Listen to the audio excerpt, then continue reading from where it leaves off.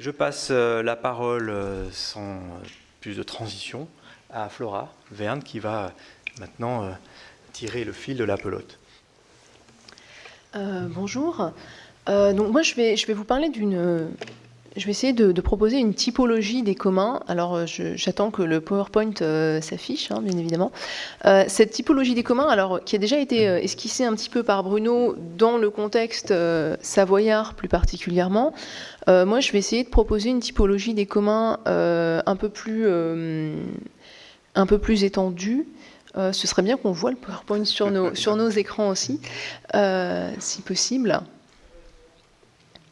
Donc moi, je vais essayer de proposer une typologie des communs un petit peu plus étendue, qui ne se limite pas en fait à la distinction public-privé, qui bien souvent transcende cette distinction. Non, ce n'est pas le bon PowerPoint. Désolée. Dit celui-là. Voilà. Merci. Donc, une typologie des communs.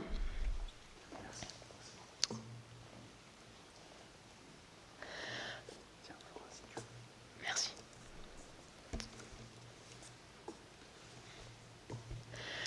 Voilà, donc cette typologie des communs, en fait, je voudrais d'abord commencer par rappeler un petit peu d'où viennent les communs qu'on trouve en France.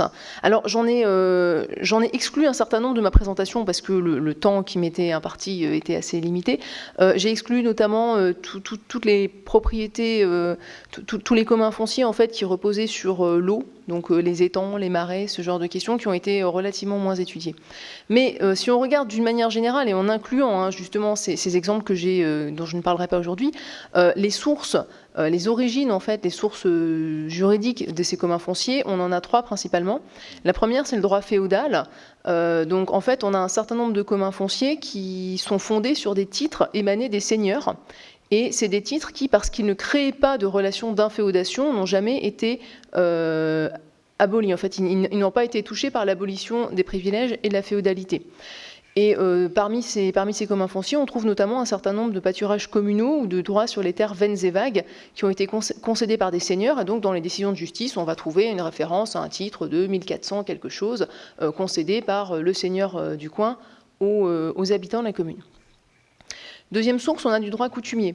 Le droit coutumier, en fait, c'est un droit donc, qui n'est pas émané d'un titre en particulier, mais c'est une pratique qui était commune, il n'y a pas forcément de texte, et cette pratique commune, elle est encore reconnue aujourd'hui par nos juridictions.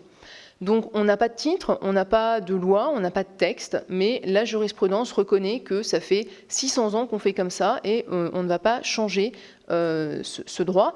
Donc là, on trouve par exemple des exemples sur la gestion, la gouvernance collective des étangs ou encore des montagnes. Et la troisième source, peut-être plus surprenante de communs, c'est le droit civil. On peut avoir des communs fonciers assez anciens, hein, je ne parle pas d'initiatives contemporaines, hein. On peut avoir des communs fonciers assez anciens qui émanent du droit civil, donc d'un contrat de droit privé, d'une situation de droit privé. Souvent, c'est même pas des contrats, hein, c'est juste des situations, des configurations foncières qui vont faire que, à partir même de propriétés privées, on va se retrouver avec un commun foncier parce qu'on ne peut pas gérer les biens autrement. Et donc, on va avoir un certain nombre d'exemples de communautés qui se sont formées autour de biens nationaux qui ont été acquis au moment de la Révolution ou de communautés qui sont accessoires à un certain nombre de biens. Et en fait, quand je fais le tour de ces sources, la plupart des sources sont des sources de droit privé. Donc, les communs fonciers, pour la plupart, ne relèvent pas, ou en tout cas, dans leur naissance, ils ne relèvent pas du droit public, mais du droit privé. Et ce sont des sources qui sont mal reconnues ou mal menées par le droit français, notamment par cet article 544 du Code civil. Si on peut passer à la slide suivante, merci.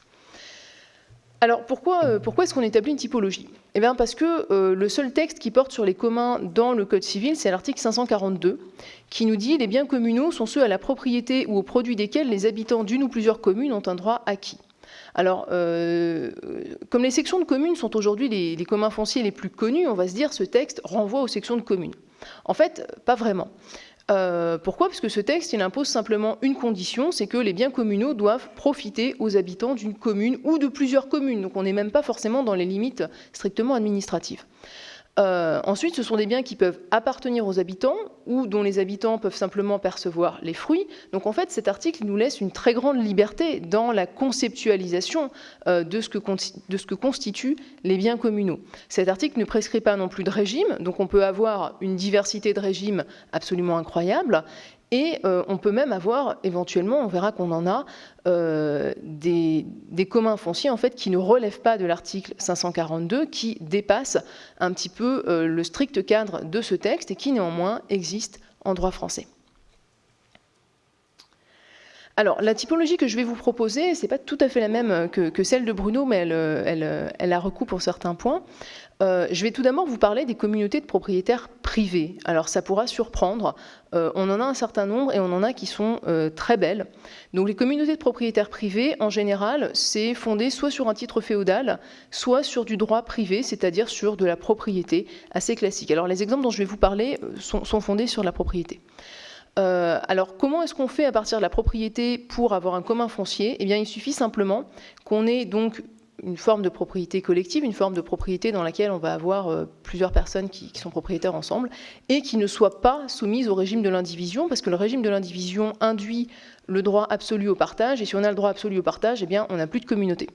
Donc, à chaque fois qu'on va pouvoir exclure le droit au partage, on pourra avoir des communs fonciers sur de la propriété privée, parce qu'on aura une jouissance et une gouvernance qui sont collectives et l'impossibilité de partager. Le deuxième type de commun foncier dont je voudrais vous parler, c'est les clubs privés, donc des communautés qui sont organisées en clubs, qui pour le coup sont toutes issues du droit coutumier, sont reconnues par la jurisprudence et qui ont la particularité de fonctionner, c'est ce que je vais appeler des proto-sociétés, c'est-à-dire qu'on a un système de parts, chaque personne a des parts dans la société et les parts vous confèrent un certain nombre de droits. Mais elles ne sont pas dotées de la personnalité morale, donc ce ne sont pas des sociétés, ni des associations, ni aucune forme juridique connue. Et le troisième type de commun foncier dont je voudrais vous parler, c'est les communautés usagères restreintes aux seuls habitants. Donc c'est vraiment les communautés de l'article 542 dans lesquelles on a une condition de résidence, c'est-à-dire que le commun foncier, en fait, profite aux gens qui habitent dans une certaine localité. Donc ils n'ont pas un titre individuel qui leur permet d'en jouir, ils ont simplement leur qualité d'habitant, en fait, qui ouvre des droits sur le commun foncier. Et là, on a une plus grande diversité d'origines, on a des titres féodaux, du droit coutumier, du droit privé, on a un petit peu toutes les situations possibles. Alors aujourd'hui, ce sont des communautés qui sont seulement usagères, c'est-à-dire qu'elles ne sont pas propriétaires de leurs terres en général. Donc c'est des communautés qui vont finalement venir grever une propriété privée, communale ou étatique. On a toutes les situations. Donc les biens de section, en fait, finalement, c'est les biens de la section qui sont une propriété publique, mais on peut avoir également des communautés usagères sur des biens qui sont détenus en propriété privée ou qui relèvent de la dominalité publique d'État. Voilà, et donc ce sont des communautés, on le verra, qui sont établies au profit de l'universalité des habitants. Alors, premier cas, je crois que nous n'avons pas la dernière version Oui, voilà, premier cas. Voilà, premier cas, donc, les communautés de propriétaires privés. Alors, les communautés de propriétaires privés, c'est des communautés qui relèvent typiquement de l'article 544, le droit privé de propriété classique de notre Code civil. Simplement, on va avoir des parcelles qui sont interdépendantes et qui ne sont pas soumises au régime de l'indivision, donc qui ne sont pas soumises à la règle du partage de l'article 815 du Code civil. Et parce qu'on ne peut pas partager ces propriétés, on va être obligé d'organiser une jouissance collective. On ne peut rien en faire si on n'accepte pas de jouir ensemble. Alors, deux exemples. Premier exemple qu'on trouve un petit peu sur tout le territoire, c'est des communs fonciers par accessoires. C'est-à-dire que vous avez, par exemple, plusieurs champs, plusieurs propriétés foncières, et entre ces propriétés, vous avez un chemin, une cour. En fait, un accessoire, quelque chose qui va être nécessaire à toutes les exploitations qui sont autour. Bien, cet accessoire, en fait, dans notre droit commun, c'est reconnu par la jurisprudence un petit peu partout, cet accessoire est considéré comme étant en indivision, ou plus exactement en copropriété forcée et perpétuelle, c'est-à-dire que c'est une copropriété qu'on ne peut pas partager, ce qui va induire nécessairement l'organisation d'une gouvernance commune. Alors, ce qui est intéressant, c'est qu'on a un certain nombre de communs comme ça qui sont d'origine coutumière. Donc, dans le pays aixois, on a les Patèques, dans le Toulousain, on a le Patus, Dans le Poids-de-Vin, c'est des quéreux. En fait, ce sont exactement la même chose, mais ce sont les noms locaux coutumiers qui ont été donnés à ces dépendances en fait, de propriété privée. Le deuxième exemple dont je voudrais vous parler, c'est un très très bel exemple qu'on est allé visiter sur le site, c'est les volcans du Puy-de-Dôme. Les volcans du Puy-de-Dôme, alors pour partie sont des biens de section et une autre partie des volcans sont ce qu'on appelle des biens non délimités. Alors les biens non délimités, alors dans ce cas-là, en fait, l'origine, c'était le rachat en commun des biens nationaux par les paysans. Mais le principe des biens non délimités, en fait, c'est qu'on a une grande parcelle qui est délimitée au cadastre. Et à l'intérieur de cette grande parcelle, il y a différents titres de propriété privée, donc sur des parcelles qui vont faire 1 hectare, 2 hectares, 3 hectares. Simplement, on ne sait pas où se situent ces petites parcelles dans la grande parcelle. Donc en fait, les propriétaires, ils ont un titre de propriété privée, article 544, simplement, ils ne savent pas où se trouve leur parcelle dans un ensemble plus grand. Et ça fait que en fait, nos propriétaires, ils sont obligés de s'entendre, parce qu'ils ne savent pas où est leur parcelle, ils ne sont pas en indivision, donc ils ne peuvent pas demander le partage. Le bornage n'est pratiquement pas possible. Sur les volcans, on a, je crois, 800 hectares et 400 propriétaires ou quelque chose comme ça. Donc en fait, on ne peut pas faire un bornage parce qu'ils vont se battre pendant des siècles avant d'arriver à trouver un point d'entente. Surtout que les volcans, toutes les terres ne sont pas arables, on peut pas, voilà, toutes les terres ne sont pas égales. Donc on ne peut pas faire un bornage, ça coûterait beaucoup trop cher. Et finalement, ils sont obligés de s'organiser, d'organiser une gouvernance commune. Et eux, ils se sont organisés en forme d'association. Et ils ont réussi quand même à peser assez significativement sur les pouvoirs publics, puisqu'ils sont au cœur du parc des volcans. Ils sont dans une zone qui est protégée. Et donc, ils ont réussi à faire valoir leurs droits, notamment contre l'exploitation commerciale des sites. Donc voilà pour les exemples vraiment de droit privé de l'article 544 pour montrer un petit peu que la propriété privée, ce n'est pas nécessairement une propriété individualiste. Le deuxième cas dont je voudrais vous parler, c'est les communautés qui sont organisées en clubs. Donc, je vous ai dit tout à l'heure, c'est des proto-sociétés, c'est-à-dire que ça ressemble à une société, c'est divisé en parts, on peut céder ses parts, il y a un commerce des parts. Simplement, il n'y a pas de personnalité morale, il n'y a pas d'immatriculation, donc des fois ça pose des problèmes au niveau administratif, parce qu'ils ne peuvent pas faire un contrat avec telle ou telle administration. Et ce club privé, bien évidemment, il a des règles de gouvernance, comme n'importe quelle société, donc ici proto-société, il y a des règles de gouvernance qui sont prévues. Alors, généralement, c'est des situations qui sont coutumières, donc c'est des règles de gouvernance qui sont reproduites depuis des siècles dans ce club privé. Et on n'est pas nécessairement sur une propriété entièrement privée. Donc on a déjà une certaine diversité de régimes dans ces clubs privés. Je vais prendre 3 exemples. Le premier qui a déjà été évoqué, c'est la bourgeoisie, donc notamment la bourgeoisie de Saint-Gingolph, qui est assez unique en France, dans lesquelles en fait, les parts des propriétaires s'appellent des rappes. Et la rappe, ça confère un certain nombre de droits sur les pâturages et plus particulièrement sur le prélèvement du bois, parce qu'ils ont des très grosses exploitations de bois sur ce commun foncier. Et donc, la propriété en fait, du sol, le sol appartient à la société bourgeoisiale, société qui n'est pas immatriculée. Donc, ce qui a posé de nombreux problèmes. Ils sont en train, évidemment, d'essayer d'obtenir la personnalité morale parce que les impôts ont du mal. Voilà. Donc, premier exemple. Deuxième exemple, en Savoie. Alors, c'est un exemple qui est un petit peu en désuétude. En Savoie, on a ce qu'on appelle des fonds de vache. Et le fond de vache, en fait, c'est un petit peu pareil. On a une montagne qui est collective et sur laquelle différents éleveurs vont avoir des têtes de vache. Et la tête de vache, c'est l'unité de compte. Et en fait, en fonction du nombre de têtes de vache qu'on a, on peut amener un certain nombre de vaches, évidemment, à pâturer sur la montagne. Et là, c'est un petit peu différent parce que, en fait, ce sont simplement des droits usagers. Donc, ils se répartissent en fait l'utilisation de la montagne comme pâturage, mais la montagne peut être une propriété collective, une propriété privée, une propriété sectionnelle. En fait, la montagne peut être soumise à n'importe quel régime juridique. On n'est pas nécessairement sur la propriété privée, contrairement à la bourgeoisie de Saint-Gingolph. Le troisième exemple dont on reparlera tout à l'heure, donc je vais en parler très très brièvement, c'est le Cayolar en Pays de Soule, donc c'est dans le Pays Basque, dans lequel en fait on a des parts de bergers, et c'est pareil, les parts de bergers vous permettent d'envoyer un certain nombre de moutons en pâture, Et le caillolar, en fait, a une particularité, c'est que les caillolards, en général, sont situés sur des terres communales ou sectionnales. Donc ce sont des terres dont la jouissance est déjà attribuée aux habitants de la commune. Et simplement, les titulaires de parts de berger, ils vont avoir un droit exclusif à certaines périodes de l'année d'envoyer leurs moutons en pâture. Donc c'est un droit exclusif sur une propriété déjà collective par ailleurs. Donc on est dans un niveau assez complexe, en fait, de gouvernance entre les différents acteurs. La troisième situation dont je voudrais vous parler, qui nous prendra un petit peu plus de temps, c'est la plus fréquente en fait en pratique, ce sont les communautés usagères, donc restreintes aux seuls habitants, un petit peu celle de l'article 542. Et donc, comme le disait Bruno tout à l'heure, en fait, on a un droit d'usage à titre réel, donc c'est ce qu'on appelle les servitudes usagères dans une certaine jurisprudence.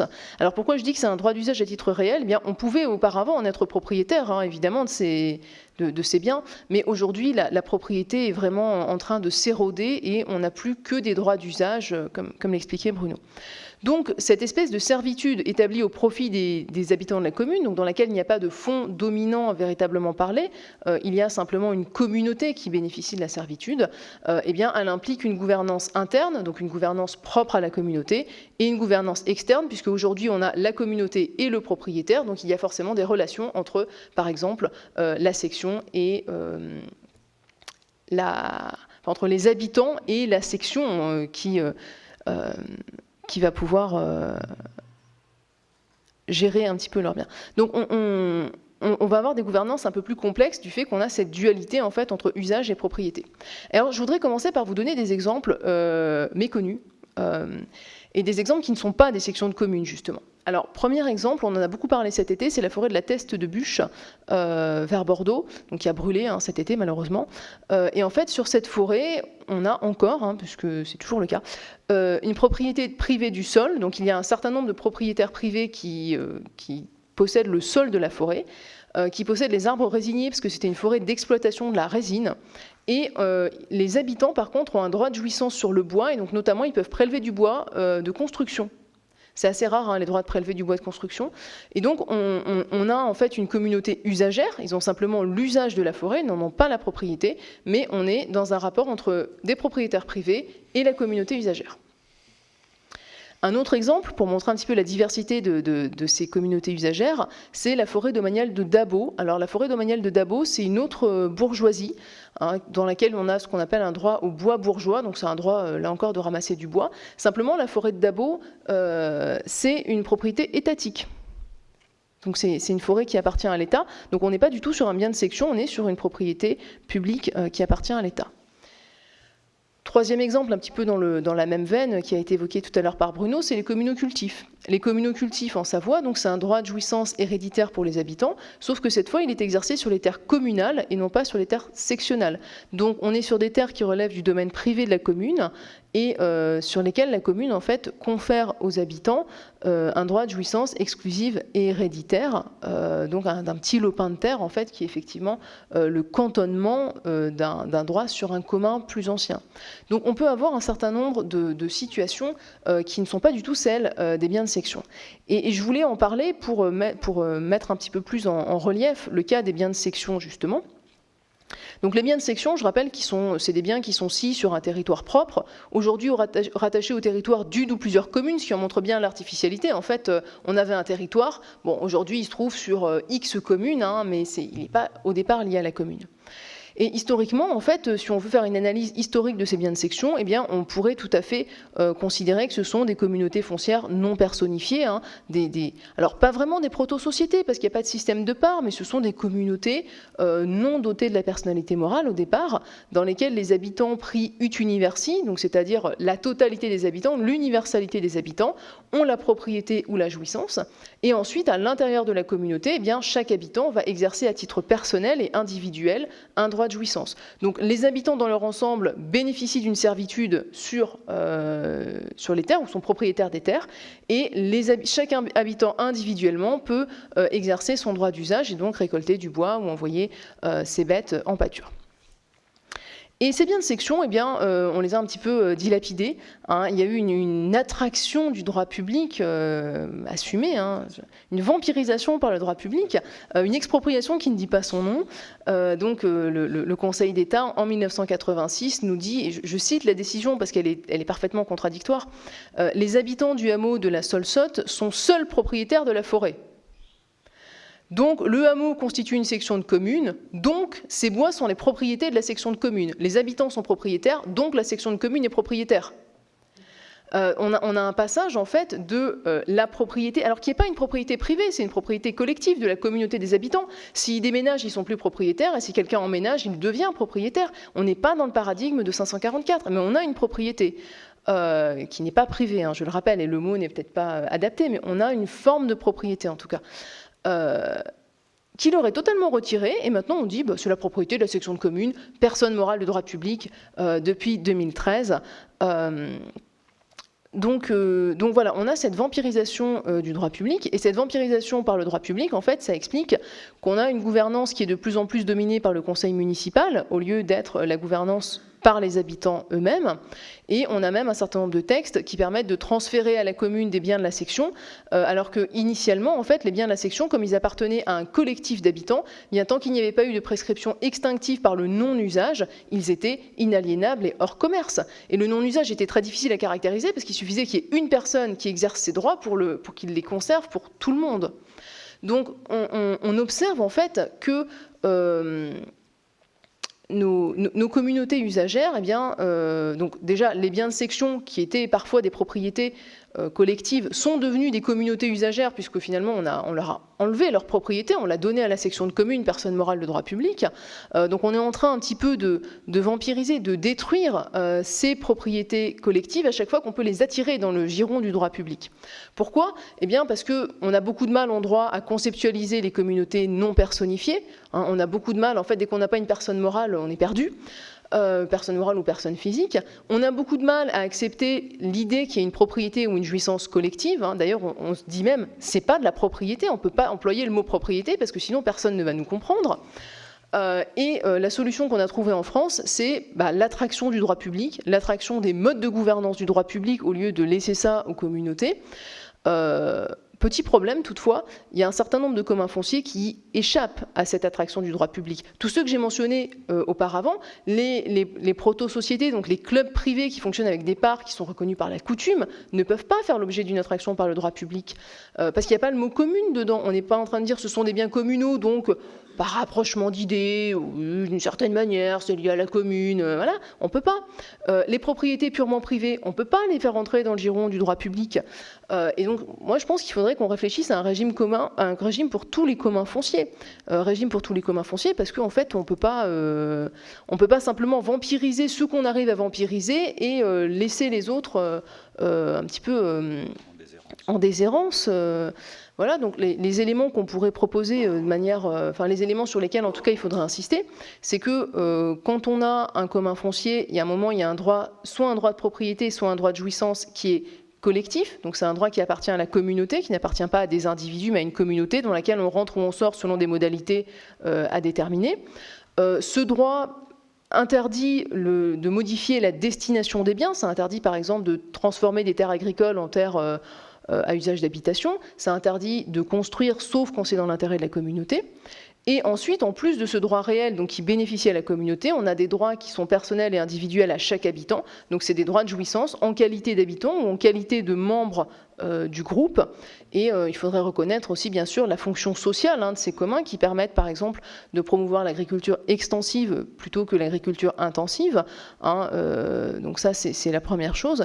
Et puis aussi reconnaître la démocratie locale, c'est-à-dire permettre aux bénéficiaires du commun d'encadrer les modes de gestion, de s'auto-gérer, plutôt que de leur imposer, en fait, finalement, un régime de droit public avec des règles administratives qui ne sont pas du tout adaptées à la situation. Donc voilà, c'est ce que m'évoque en tout cas cette typologie des communs, et typologie qui permet de retirer quand même un régime. On a un droit réel qui bénéficie à la communauté, et puis ensuite on a l'exercice individuel des prérogatives attachées à ce droit, donc qui est pour chaque membre, chaque habitant. Voilà, je vous remercie, j'espère que je n'ai pas trop dépassé.